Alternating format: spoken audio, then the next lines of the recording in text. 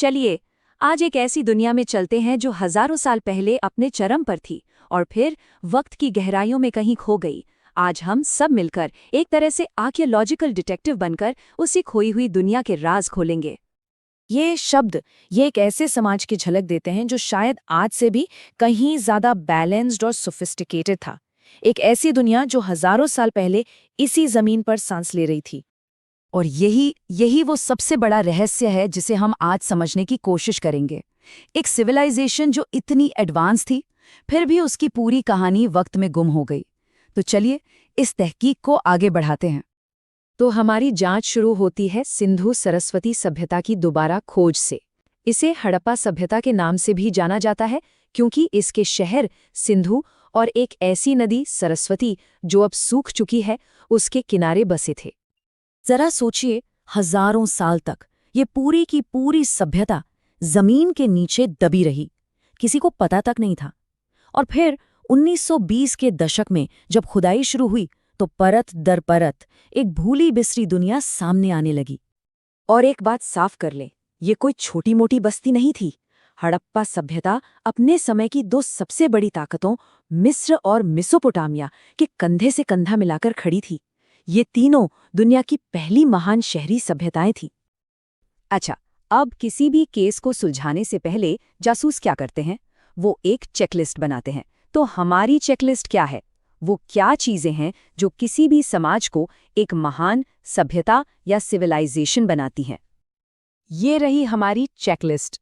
और जैसे जैसे हम एक एक सुराग को देखेंगे ये साफ हो जाएगा कि हड़प्पा के लोगों ने सिर्फ इन पैमानों को छुआ नहीं था बल्कि इनमें महारत हासिल कर ली थी। तो हमारा सबसे पहला और सबसे ठोस सबूत वो शहर जो उन्होंने बसाए।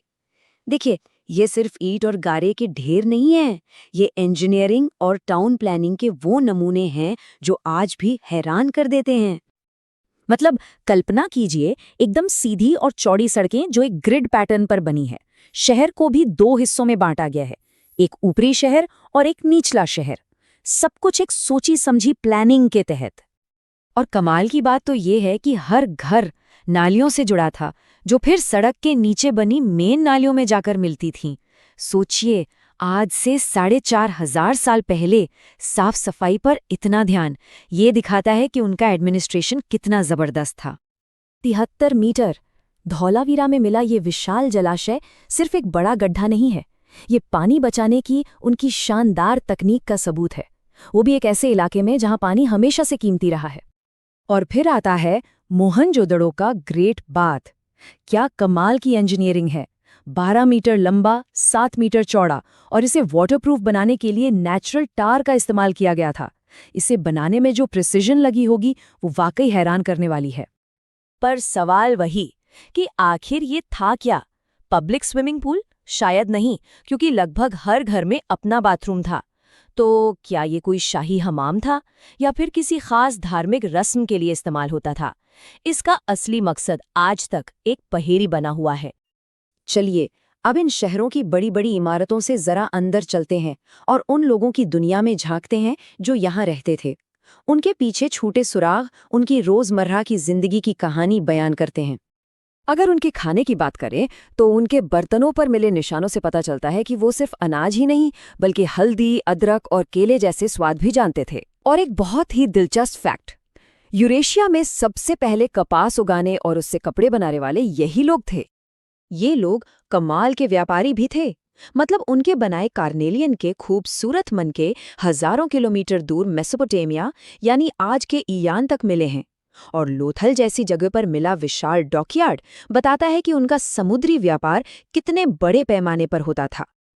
और इस व्यापार के लिए वो इन छोटी छोटी मोहरों का इस्तेमाल करते थे। इन पर जानवरों की तस्वीरें हैं, खासकर एक सींग वाले बैल की, और साथ में कुछ निशान भी। शायद ये आज के जमाने के कंपनी लोगो या स्टैंप की तरह काम करती थीं। और इन्हीं निशानों में छिपा है हमारा अगला सुराग। और वो सुराग है एक ऐसी भाषा में जिसे आज तक कोई भी समझ नहीं पाया है। हड़प्पा की ये लिखावट, जिसे हम लिपि कहते हैं, प्राचीन दुनिया के सबसे बड़े अनसुलझे रहस्यों में से एक है। और फिर ये देखिए, ये छोटी सी कांसे की मूर्ति जिसे डांसिंग गर्ल कहा जाता है, जरा इसका एटीट्यूड देखिए। और उसकी एक बाह पे कलाई से कंधे तक भरी चूड़ियां, ये एक ऐसा रिवाज है जो आज भी भारत के कई इलाकों में जिंदा है। 4,500 साल का एक अटूट कनेक्शन। तो हमने देखा कि ये लोग कैसे रहते थे, क्या करते थे, कैसे सोचते थे। पर अब हम आते हैं उस आखिरी और सबसे गहरे सवाल पर कि आखिर ये सब गए कहाँ। देखिए, शुरू में एक थियोरी थी कि किसी बाहरी आक्रमण ने इन शहरों को खत्म कर दिया, लेकिन सच तो ये है कि खुदाई में किसी बड़े युद्ध या तबाही का कोई सबूत नहीं मिला है। आज ज्यादातर एक्सपर्ट्स का मानना है कि असली विलन क्लाइमेट चेंज था। धीरे धीरे बारिश कम हो गई और जीवन देने वाली सरस्वती नदी सूखने लगी। तो ये कोई एक रात में हुई तबाही नहीं थी। हुआ ये कि लगभग 1900 ईसा पूर्व के आसपास लोगों ने धीरे धीरे इन बड़े शहरों को छोड़ना शुरू कर दिया और छोटी छोटी ग्रामीण बस्तियों में जाकर बस गए। तो ये एक तरह का कोलैप्स नहीं, बल्कि ट्रांसफॉर्मेशन था, जिंदगी के बदलते हालात के साथ एक नया तालमेल। शहर तो वीरान हो गए, ये सच है, लेकिन हड़प्पा की संस्कृति, उनकी टेक्नोलॉजी, उनके रीति रिवाज वो खत्म नहीं हुए। वो अगली पीढ़ियों तक पहुंचे, उन्होंने नए रूप लिए और भारतीय सभ्यता की कहानी का एक अहम हिस्सा बन गए। तो सवाल ये उठता है कि उनके शहर तो खामोश हो गए, पर क्या हड़प्पा के लोग वाकई गायब हो गए? शायद नहीं। और ये हमें एक बहुत बड़ी बात याद दिलाता है कि कोई भी सभ्यता सिर्फ अपनी इमारतों से नहीं बनती, वो बनती है लोगों से और उनके विचारों से। और विचार वो दीवारों के गिरने की बहुत बाद तक जिंदा रहते